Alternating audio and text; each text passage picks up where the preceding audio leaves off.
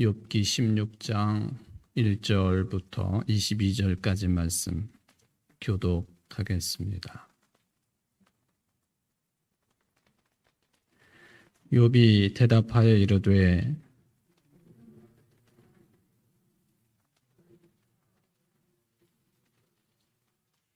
헛된 말이 어찌 끝이 있으랴. 네가 무엇에 자극을 받아 이같이 대답하는가.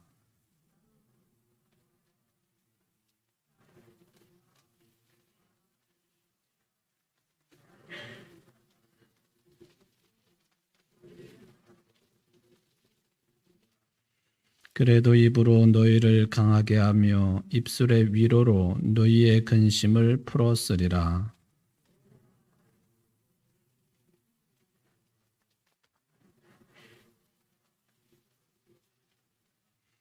이제 주께서 나를 피로하게 하시고 나의 온 집안을 패망하게 하셨나이다.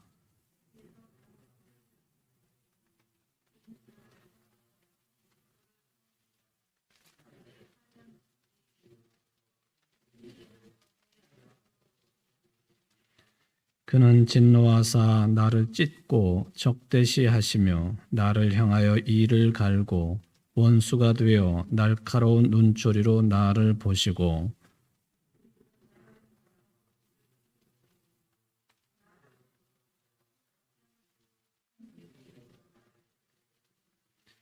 하나님이 나를 악인에게 넘기시며 행악자의 손에 던지셨구나.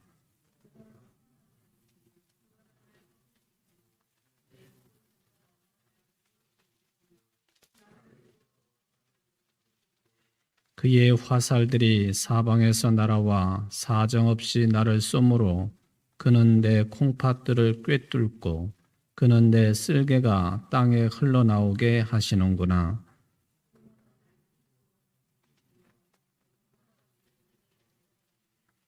내가 굵은 배를 꿰매어 내 피부에 덮고 내 뿔을 티끌에 더럽혔구나.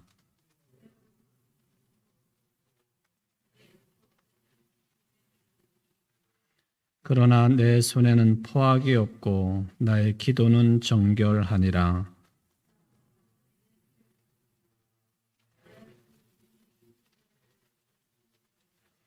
지금 나의 증인이 하늘에 계시고 나의 중보자가 높은 데에 계시니라.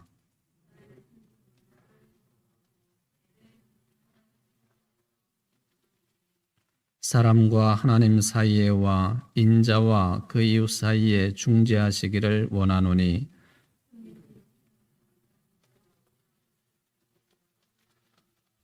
아멘.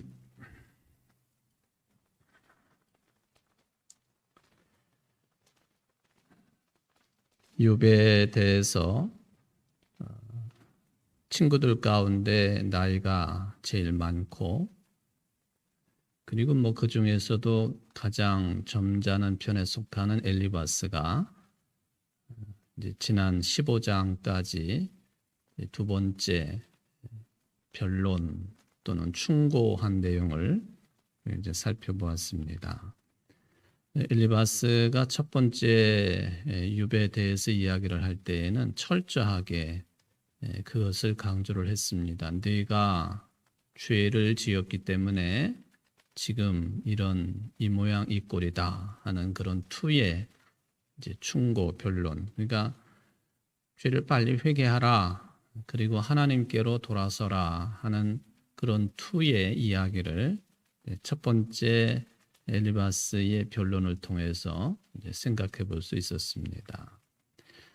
네, 지난번까지 읽은 15장 내용을 이제 생각을 해보면요.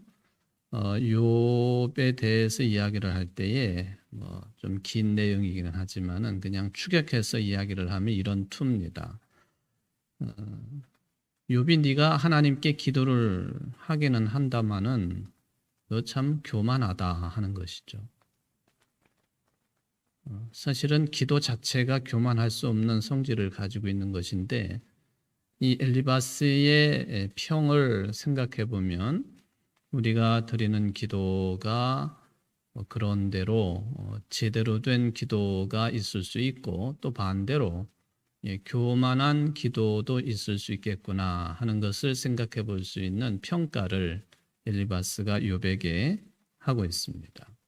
하나님께 기도 드리는 그 말이 교만하다고 이제 공격했다고 볼 수 있는 것이죠. 심지어는 욥이 뇌물까지 받았다고 엘리바스가 공격을 했습니다.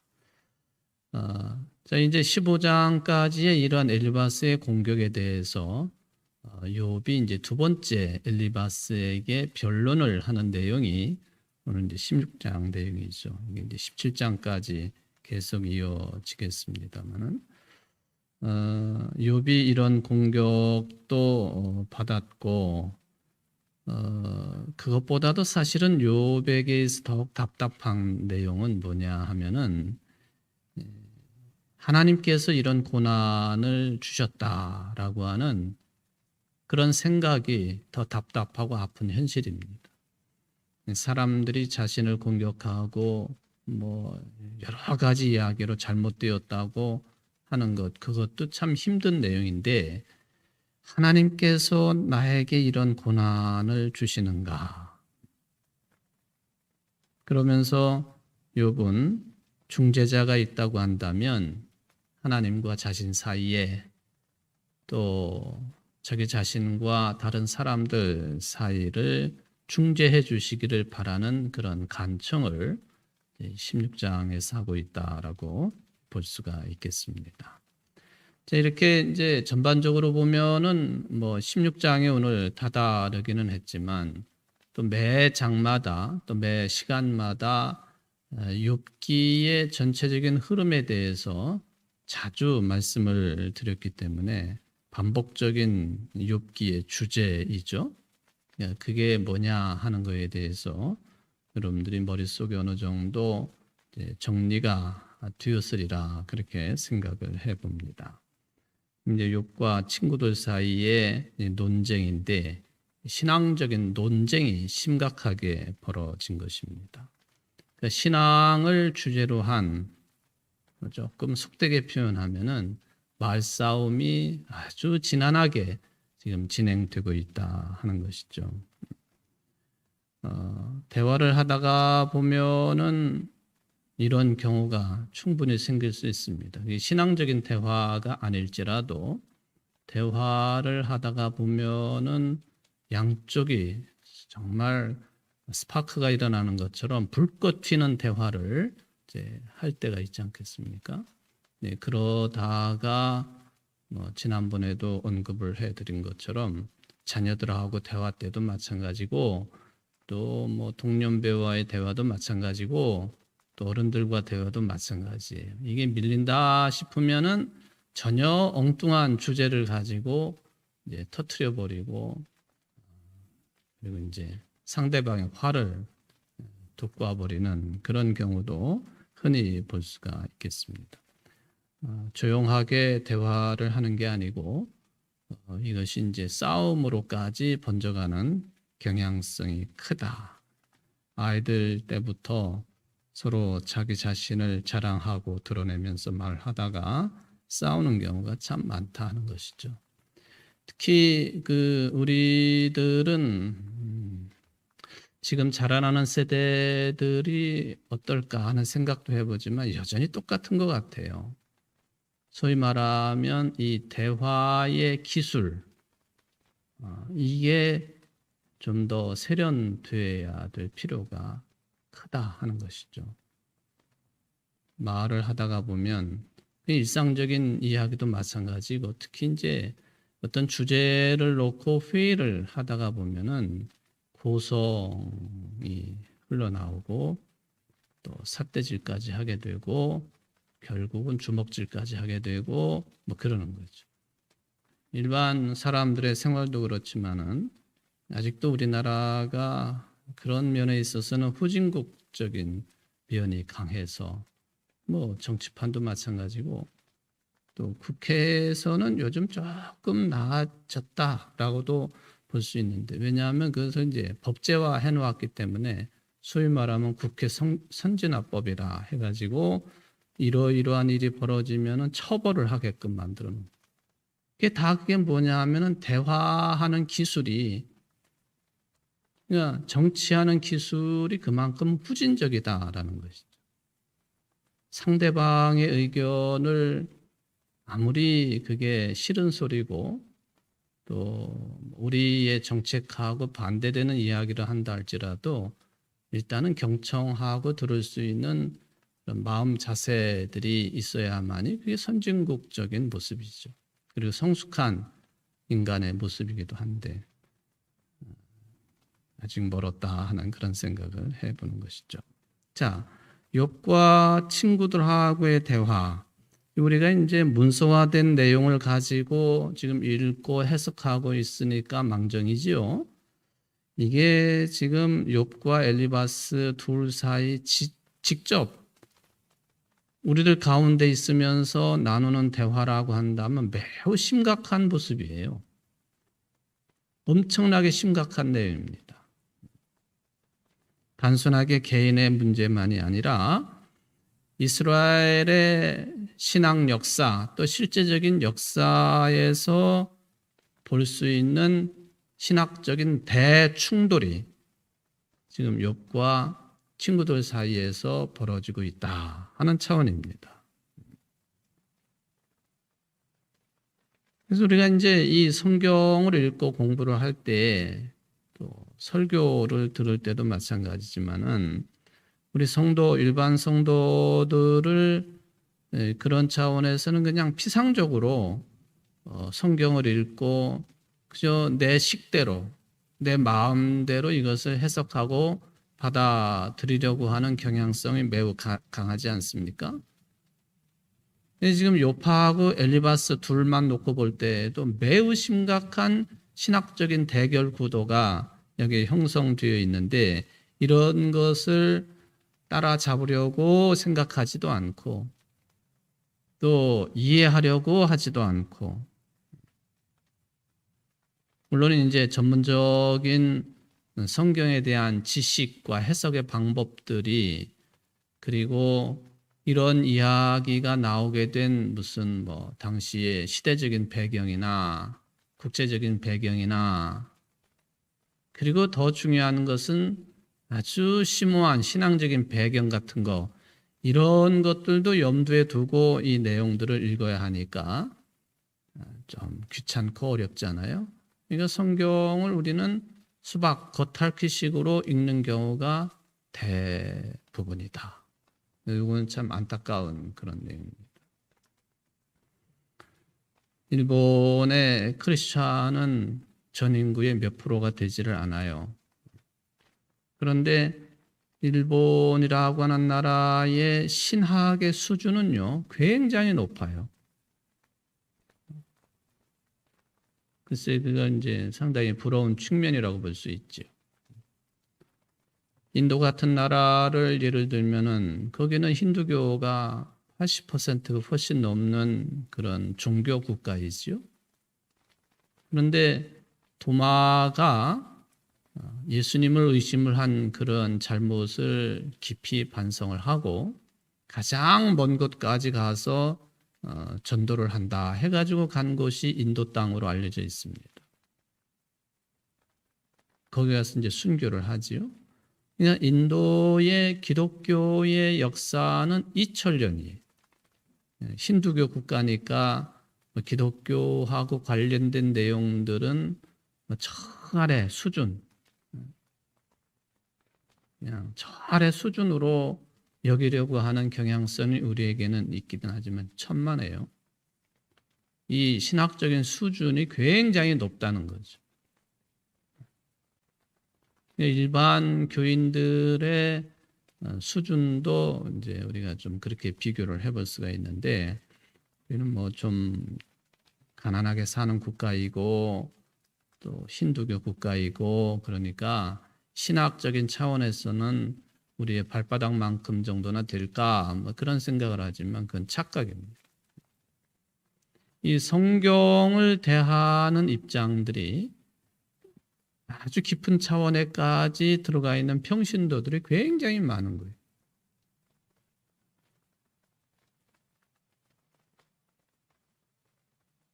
우리에게는 그런 한계가 있다. 또 교회가 한국의 대부분의 교회들이 일반 성도들이 성경을 읽고 성경에 대해서 접근하고 공부를 하려고 하는 것 다 장려는 하지만 그 내용이나 흐름은 매우 일방적이고요. 그리고 성경을 제대로 접할 수 있도록 하는 그런 안내는 잘 안 하는 편입니다. 성경 읽고 은혜 받고 열심히 봉사나 하고 헌금이나 하고 주일 예배 빠지지 않도록 하고 제자 훈련이나 시키고, 물론 성경을 대하는 그런 내용이나 자세를 좀 더 높은 수준으로 올려놓게 되면은 물론 그에 따른 힘든 측면이 왜 없겠습니까? 말하자면 머리만 또 잔뜩 커져가지고 손발은 또 왜소해져서 전혀 움직이지 않고 봉사하지 아니하고 신앙의 기본, 교회 생활의 기본도 하지 아니하는 그런 괴물딱지를 만들어낼 가능성도 많습니다. 또 우리가 조심해야 되는 내용이에요. 그러니까 이런 균형을 잘 이룰 수 있도록 하는 그런 안내가 각 교회들이 해야 될 일이고 또 뭐 성직자들이 해야 될 그런 이야기인데 우리에게는 참 헤어나지 못할 그런 한계가 있기는 하다 하는 것이죠. 요즘에 이제 8강까지 진행을 했는데 토요일마다 이게 이제 방영이 되고 있는 성서인문학대학 과정 이걸 굳이 왜 이런 내용을 진행을 할까 할 때에 적어도 이런 정도의 접근은 할 수도 있고 또 해야만 되지 않느냐 하는 판단을 가지기 때문에 하는 거예요. 일반 성도들이 가지고 있는 성경에 대한 궁금증이 좀 어디서나 들을 수 있는 내용이 될 수도 있겠지만은 그동안에 이게 뭐고 왜 이렇게 전개가 되고 해석은 또 어떻게 해야 되는가 하는 이런 점에 대해서 많은 궁금증을 가지고 있는 그런 내용들만 집중적으로 지금 거론을 하고 있습니다만 신학적인 논쟁, 지금 엘리바스하고 욥이 벌이고 있는 신학적인 논쟁과 똑같은 내용은 아니지만은 그 어떤 그 태도나 자세 이런 것들은 우리가 좀 추구를 해야 될 필요성이 있다. 그렇게 보여집니다. 이 욥기는 이렇게 신학적인 논쟁입니다. 근데 두 생각이 강력하게 충돌을 했다. 그렇게도 해석이 되어지고요. 그런데 더 정확한 표현은 뭐냐 하면은 전통적이고 또 일반적으로 알려져 있는 그런 신앙관을 가지고는 도저히 해결할 수 없는 인간 삶의 깊은 차원이 있구나. 이제 계속 반복적으로 제가 말씀드리는 거죠. 전통적인 신앙관이 있고 일반적인 그 신앙관이 있어요. 그런데 그런 것을 가지고는 도저히 헤쳐나갈 수 없고 풀어지킬 수 없는 우리 인간 삶의 오묘한 구석 그리고 차원, 해결할 수 없는 문제, 이런 문제들 앞에서 욥이 번민을 하고 질문들을 쏟아내는 것이고 또 풀어야 될 숙제가 거기에 있다 하는 것입니다. 여러 차례 이제 우리가 이 내용들을 진행하면서 들은 바입니다만은 그러니까 일반적이었다, 전통적인 신앙관이었다. 뭐냐면 욥의 친구들이 언급한 내용이 그렇다는 것이죠. 그렇지만은 욥의 친구들이 그게 전통적인 신앙관에 근거한 표현이었고 일반적인 내용이었지만 매우 그럴듯한 내용들이었습니다. 그래서 이것을 한 절 한 절 떼어놓고 보면은 아주 유효한 그리고 은혜를 받기에 부족함이 없는 그런 내용들인 것도 사실입니다. 여러분들이 이제 설교를 듣는 것하고도 비슷하다 그렇게 여겨집니다. 예를 들면은 뭐 인생의 삶에 어떤 문제가 있으면은 그게 그거 다른 게 아니야. 당신 기도가 부족해서 그렇게 된 거야. 시험에 든 거지. 또 이것은 하나님께서 당신에게 단련하도록 하시기 위해서 주시는 기회들이야. 정금처럼 그렇게 이제 될 거야. 뭐 그런 이야기들. 욥의 친구들이 언급하고 있는 내용들이 거의 비슷한 것들입니다. 잘못을 해서 이런 일이 벌어졌으니까 다시 한번 회개를 하고 힘내고 하나님께 돌아서면 된다. 그런 거예요. 근데 욥은 이런 이야기들을 가지고 만족할 수 없는 겁니다. 자기의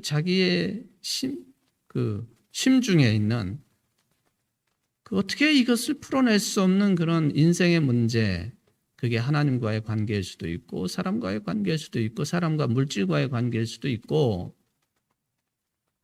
또 전 우주적인 문제가 될 수도 있고 또 역사적인 차원의 문제가 될 수도 있고 나는 지금 이런 문제를 가지고 씨름을 하고 있는데 그냥 뭐 수박 겉핥기 식으로 늘 알고 있는 내용들 가지고 언급을 하고 이러니까 이렇게 해라 저러니까 저렇게 해라 해결이 안 된다는 거예요. 아무리 친한 친구들의 이런 충고지만 용납하고 받아들일 수 없었다 하는 겁니다. 사실 욥만 그렇지 실은 욥 시대의 사람들이 욥의 친구들의 이야기를 듣게 되면은 욥의 친구들의 말이 훨씬 더 설득력이 있었을 것입니다. 지금 우리가 욥기를 읽으면서 욥이라고 하는 사람이 참 위대한 신앙인이었구나 하는 그런 이야기를 결론적으로 하게 되지만 솔직히 말하면 당신은 안 그랬다는 거예요. 욥은 참 이상한 사람이었어요. 말을 잘 안 듣는 사람이었어요. 말하자면 신앙이 별로 좋지 않은 사람이었습니다. 왜 저런 식으로 튀는 이야기를 하지? 그냥 이렇게 하면 될 걸 가지고 왜 그거를 받아들이지 않지? 일반 대중들도 그런 입장을 가지고 욥을 보게 되는 것이죠. 그런데 욥만 그런 게 아니고요. 실은 특히 예언서들 말씀들을 읽어보면은 하나님의 사람들로 뽑힌 바 되어서 일반적인 삶을 살다가 예언자가 된 사람들, 하나님의 음성을 백성들에게 전하지 않습니까? 그런데 거의 대부분이 이 예언자들, 선지자들이 선포하는 이 하나님의 말씀을 당시의 사람들이 잘 받아들이지 않았어요. 거의 대부분이 그랬어요. 인정을 하지 않았다는 거예요. 오죽했으면 예수님께서 마태복음 23장 37절에 보면 예루살렘아 예루살렘아 네게 보낸 예언자들을 죽이고 돌로 치는구나. 하나님께서 이스라엘 백성들에게 보낸 예언자들을 죽이고 돌로 치는구나. 더러는 죽이고 더러는 십자가에 못 박고 이건 뭐 다음 후대에 대한 이야기지만은 더러는 회당에 채찍질하고 이 동네 저 동네로 뒤쫓으며 박해하고. 그러니까 예수님께서도 예언자들이 활동하고 하나님의 말씀을 선포할 때에 일반 백성들, 그게 뭐 이스라엘, 북쪽의 이스라엘 사람들이 되었던 남쪽의 유대 사람이 되었던 아니면 그 전에 통일왕국 시대 사람들이 되었던 간에 아니 그 이전의 시대에도 하나님의 말씀에 대해서 사람들이 그것을 적극적으로 전적으로 아멘으로 받아들인 경우는 거의 없다는 거예요. 그리고는 그런 일들을 위해서 뽑힌 바 된 예언자들을 죽이고 돌로 치는데 익숙한 사람들이 유대인들이었다. 그런데도 이게 하나님의 택한 백성이라고 하는 칭함을 계속 가지고 있죠. 여기 이제 예언자들을 죽였는데 특히 그 뒤에 나오는 돌로 쳐 죽였다, 돌로 쳤다. 이 돌로 치는 경우는 대개가 어떤 경우에 그렇게 그 처벌을 하느냐 하면은 신앙적인 관점에서 이야기할 때 신성 모독죄를 지으면은 투석형을 율법이 그렇게 정해 놓았기 때문에 돌을 던져가지고 죽이는 거죠. 현장에서 간음한 여성에게도 돌을 던지기도 했지만 바울도 그런 경우를 맞기도 했고요. 특히나 신성모독, 하나님께 불경한 죄를 지을 경우에 돌을 들어서 쳐 죽입니다. 참 끔찍한 일이죠. 지금도 이 투석형을 시행하고 있는 이슬람 국가들이 가끔 있잖아요. 살아있는 사람에게 돌을 마구 집어 던지는 거예요. 머리통도 맞고 온몸에 다 맞고 그래가지고 죽는 거죠. 하나님의 신성을 모독한다. 하나님께 영광을 돌리지 못한다.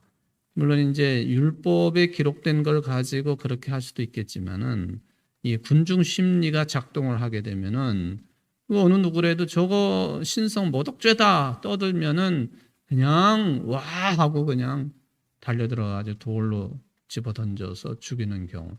특히 하나님의 말씀을 전하는 예언자들을 그런 식으로 처단했다. 예수님께서 언급한 내용입니다.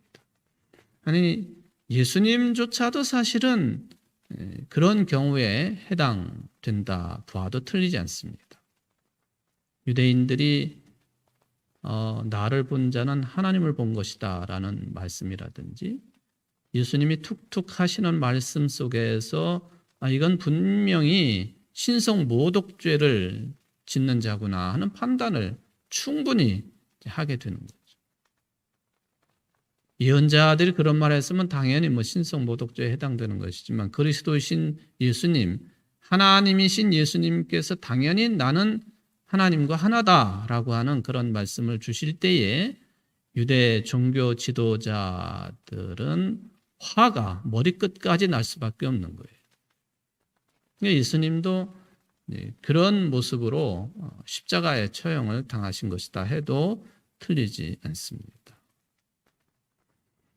이런 그 신학적인 논쟁 이런 부분들을 살펴보면서 오늘 우리가 16장 말씀을 읽으면서도 성찰과 판단이 필요하다고 생각을 해봅니다. 자, 나이가 가장 많은 엘리바스가 두 번째 나서서 충고를 했고 한 바퀴 돌고 두 번째로 나온 거죠. 요백에 이 엘리바스가 이야기를 할 때에 어떤 식으로 이야기를 했느냐 하면 우리는 세상 경험이 많은 현자들이다 하는 투입니다. 세상 경험이 많은 현자. 요즘 말로 말하면 교회 경험이 많다.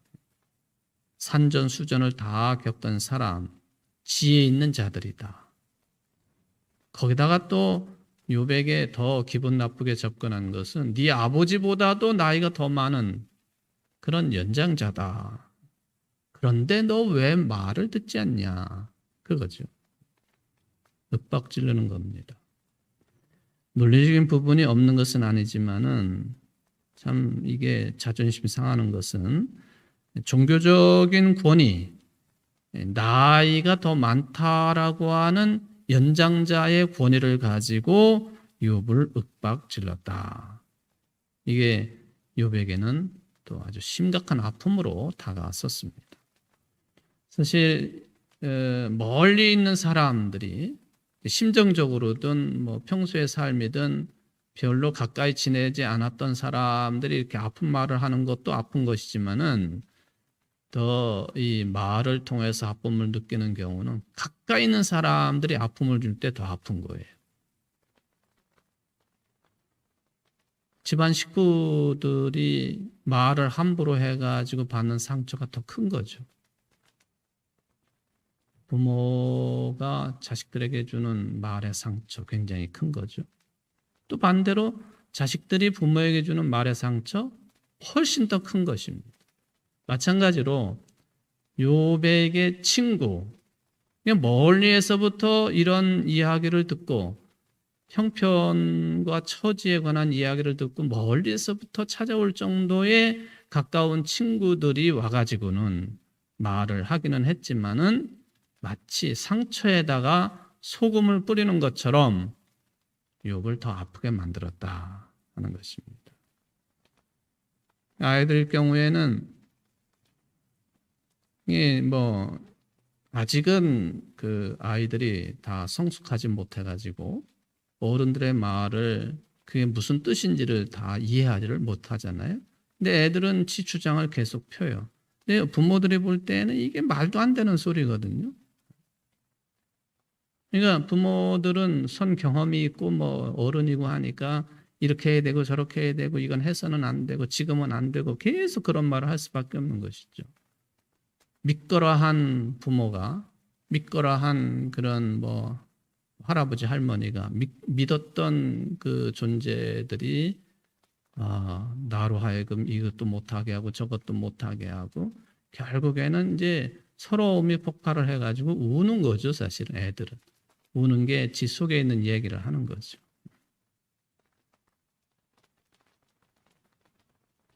가까이 있는 사람들이 나쁘기 때문이 아니라 이게 가깝기 때문에 벌어지는 현상입니다. 이런 상태에서 자기 주장이 강하게 되면 서로에게 상처가 되는 것이죠. 욥의 세 명의 친구들이 계속해서 욥을 힘들게 했습니다. 자, 이렇게 엘리바스가 이제 두 번째 욥에게 충고한 내용 역시나 좀 전에도 표현한 것처럼 상처에 소금 뿌리는 것처럼 했는데 이거에 대해서 두 번째 그런 모습에 대해서 내용에 대해서 욥이 어떻게 반응하고 있는가 16장입니다. 이 16장도 거의 대부분이 그런데 세 문단으로 나눌 수 있습니다. 1절부터 6절까지, 7절부터 17절까지, 그리고 마지막 한 문단 18절부터 22절까지입니다. 이것을 자세하게 설명할 필요성도 없을 만큼 쉬운 내용들인데 한번 그래도 따라가 보도록 하겠습니다. 자, 1절부터 5절까지 내용 욥이 어떤 반응을 보였느냐 또는 1절부터 6절까지도 마찬가지인데 그냥 한 줄로 말하면 욥이 생각하고 말하는 거죠. 엘리바스를 한정지어 얘기하면 엘리바스 네가 친구로서 나한테 이렇게 얘기했냐? 만약에 엘리바스 내가 나 같은 경우라고 한다면 나는 이렇게 얘기했을 것이다. 그거예요. 네가 나처럼 그런 엄청난 일을 겪어서 내가 너를 방문했다고 한다면 나는 이렇게 했을 것인데 너에게 위로의 말을 했을 것이다. 이걸 이제 뒤집어 이야기하면은 엘리바스가 두 번씩이나 찾아와 가지고 이런 말 저런 말을 했지만 욥에게는 위로가 되지 못했다는 그런 뜻이 되겠죠. 내가 너라면 위로의 말을 했을 텐데 그런 이야기죠. 다 아는 이야기 내가 많이 들었다. 상투적인 말이라는 거예요. 상투적인 말이 틀린 것은 아니지만은 이게 너무 뻔한 이야기죠. 처음에 제가 말씀드린 것처럼 아이고 집사님 기도 안 해서 그런 거요. 권사님 기도 안 해서 그런 거요. 이런 이야기. 그런데 이런 상투적인 이야기들을 뜯어보면요. 그 기저에는 어떤 생각이 있느냐 하면은 권사님, 기도 안 해서 그런 거요. 그 이야기 기저에는요, 나는 당신보다는 더 많이 기도하는 사람입니다. 그게 들어있다는 거죠. 은연중에 내가 이만큼 당신보다 더 잘 안다 하는 것이죠. 뭐 보통 상황에서는 맞는 말이지만은 욥과 같은 특별한 상황에 놓여 있는 떨어져 있는 사람들에게는 크게 위로가 되지 않는다. 그러니까 자꾸만 일반적인 내용을 가지고 계속 강조를 하고 거듭해서 강조를 하고 언급하는 것은 그는 잘못일 수가 있다. 그래서 굉장히 조심스럽습니다. 내가 옳다고 생각하더라도 모든 사람들에게 또 어떤 경우에나 그것을 내가 생각하고 판단하는 것을 절대적인 기준으로 그걸 적용을 시키거나 또 윽박지르는 방식으로 언급을 하거나 그것은 사람을 살리기보다는 죽이는 경우가 많이 일어날 수 있습니다. 엘리바스가 욥에게 한 내용이 그렇다 하는 것이죠. 2절을 보면은 이런 말은 내가 많이 들었나니 너희는 다 재난을 주는 위로자들이로구나. 제가 이제 여기까지만 좀 하겠습니다만은 그 제목으로 붙여도 참 재밌는 표현 아닙니까? 위로한다고는 했는데 위로하는 사람이라고 등장을 하기는 했는데 뭐예요? 재난을 주는 위로자라. 그게 참 앞뒤가 안 맞잖아요. 어떻게 위로자면은 재난을 왜 줍니까? 위로자면은 위로를 받는 사람의 마음을 평안케 해야 되고 그리고 그 엄청난 일을 당하고 있는 욥이 평안을 누리게 해줘야 되고 그래야 되는데 오히려 재난을 가져다 주는 위로자라. 그러니까 욥의 이 표현이 참 아주 신기한 표현입니다. 제가 이 내용을 이제 공부를 하고 또 이렇게 준비를 하면서 야, 이것은 참 설교 제목으로도 왔다구나 하는 그런 생각을 했습니다. 재난을 주는 위로자. 이게 참 이거는 뭐 엘리바스만 그런 게 아니라 우리들도 그런 삶을 살 가능성이 많다는 거죠. 뭔가 좋은 얘기를 계속하는데 위로해 준다고 말을 하는데 듣는 상대방에는 그게 재난으로 다가선다면 차라리 어떻게 하는 것이 더 나은 것이냐? 입을 다무는 게 나은 것이. 나중에 욥이 그런 투의 신앙 고백을 하지 않습니까? 아무 말도 하지 말았어야 될 것을. 여기 이제 친구들도 그렇다라고 하는 것이죠. 재난을 주는 위로자들이로구나. 위로를 하려고 하기는 하는데 위로를 받아야 되는 사람의 마음을 병들게 하고 있다. 그러니까 이런 것에 대해서 이제 3절에 보면은 그게 헛된 말이라고. 헛된 말. 말 자체가 틀린 말은 아니지만은 헛된 말, 뻔한 말, 상투적인 말, 그리고 상처에 소금 뿌리는 말, 그런 거죠.